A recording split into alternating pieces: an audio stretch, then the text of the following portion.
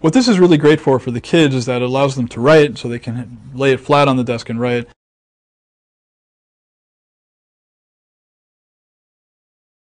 My name is Tony Salvador. I'm an ethnographer. I work with Intel. We have researchers that are in 5 or 6 different countries now that pay attention to what's going on in their school systems and go to classrooms and visit with teachers and sit down with students.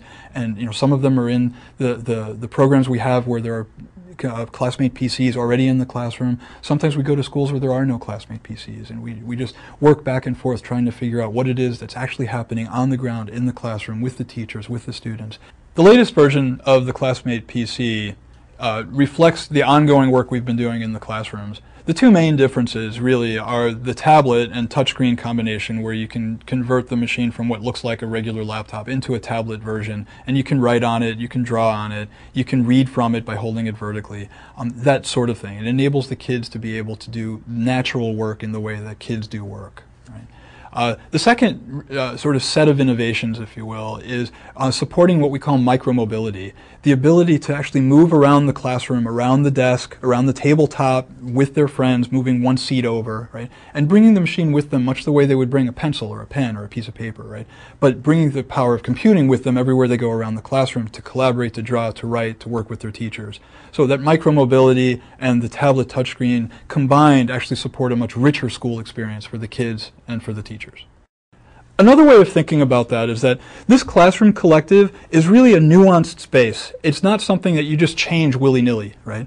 It's a space where change comes at a nice pace, where it's accommodated for the whole classroom. And so the machine actually has to fit. It has to work. One of the things that we had one teacher tell us that was kind of a big aha moment for us is that, look, I really like the tablet, she said, right? The idea of being able to write is fantastic. What I really wanted to do is help the kids do math.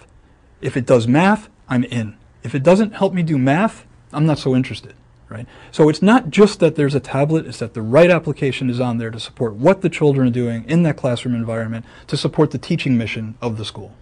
Another way that we actually handle the differences between school system to school system and country to country is by allowing and supporting a lot of local innovation to bring content and applications onto the machine that are locally relevant, right? So there are some applications that are only going to be relevant in one country and not in another because of some local issue, right? Maybe it's a desert country versus a forest country, and you're going to want to have more of one and less of another given where you are. So it's the local innovation that also matters here, where we're trying to work with our partners and our in building out what this means for kids to be able to use computers to learn in the classroom.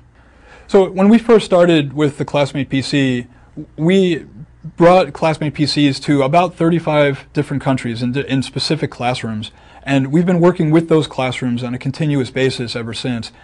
The work that we've done in those classrooms has led to some of the innovations that we've brought to the current version of the Classmate PC. Specifically, we start to notice how kids are working really collectively in the classroom and how they need to collaborate with each other and how they move around the classroom. And that leads specifically to things like the tablet touchscreen, like supporting the micromobility that we've talked about. Intel's had ethnographers for a good 10 or 15 years now, and we've been working generally around the company. There's about 40 of us at the moment. In education specifically, we've been spending more and more time because we see a great opportunity to be able to bring computing and the power of computing to the classroom environment and to really support the way kids are learning now and the way they need to learn to be able to be good citizens of the globe.